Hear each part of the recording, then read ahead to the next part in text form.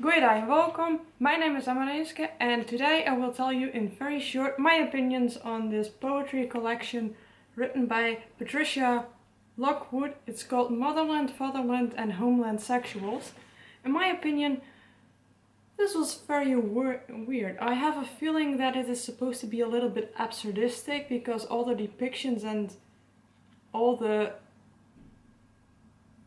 I don't even know how to explain, but everything that is written in here has some kind of weird viewpoints to it, like deer making porn and all kinds of objects becoming humans and all that kind of stuff. It was just kind of off. And even though it has some, like 25 or 30% of the poems are actually either very good or sublime in my opinion. I really like them, but there is also a couple that were just not it.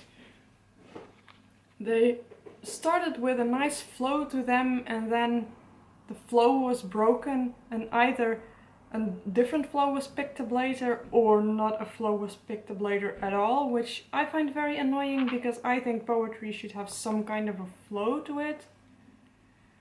On top of that, a lot of the poems in here did not seem really like poems, but more like badly written short stories.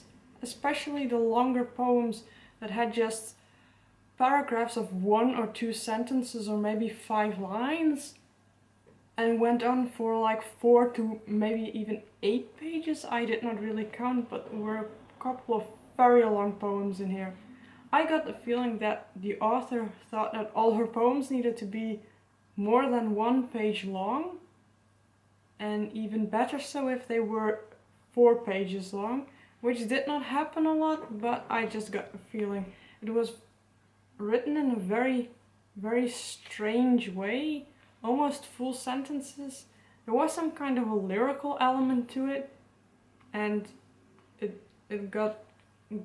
gave me, especially in the beginning, a sense of an exploration of identity, but also an element of how do you love your mother or your fatherland? How do you call it? Is it a he or she in your opinion?